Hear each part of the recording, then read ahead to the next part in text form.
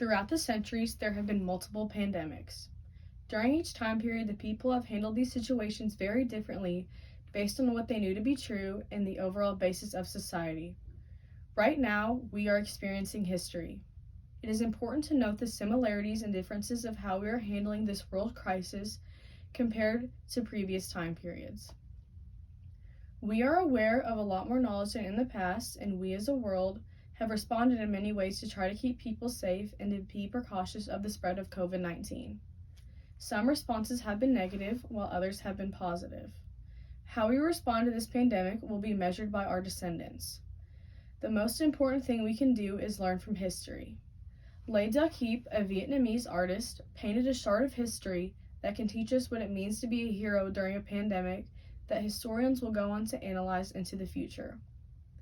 His goal of this specific piece was to show us that it is heroic to stay home and take precaution, and that you do not have to be on the front line to be a hero in this situation. Seen in the artwork is a male and female frontline worker holding hands with the Vietnamese flag, with golden rays of sunlight beaming behind them. The overall style of the artwork was created to look like a vintage propaganda poster, but uses conversational language to make it more relatable to people in today's society. I think it is important to note that both a man and woman are shown in this artwork.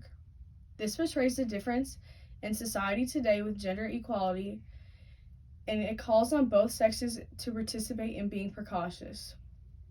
The wording on the poster is in Vietnamese, and it translates to, "Love your country, stay home, and stay safe from COVID." Heap uses informal diction by choosing conversational language to relate to younger generations. The rhetorical situation behind this artwork is directed towards Vietnam as an appeal to civic duty. The artwork characterizes staying home as a courageous trait.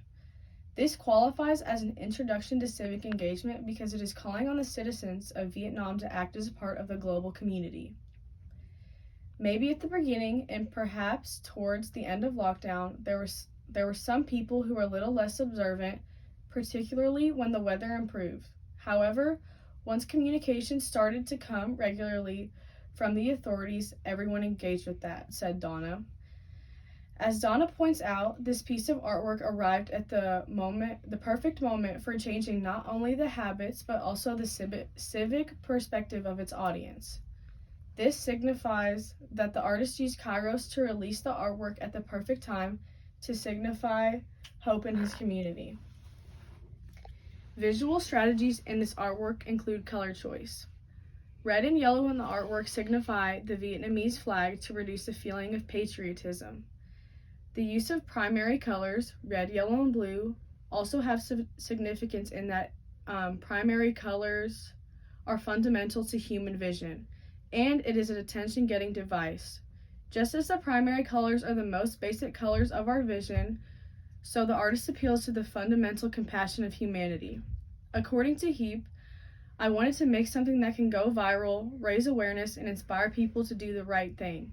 He also says, I chose the propaganda style because it is familiar to Vietnamese people, and this style always invokes patriotic emotions. By incorporating the vintage propaganda style, Heap's artwork also has an outreach to those of older generations. The rhetorical device of pathos is also used to promote feelings of being valiant and hopeful.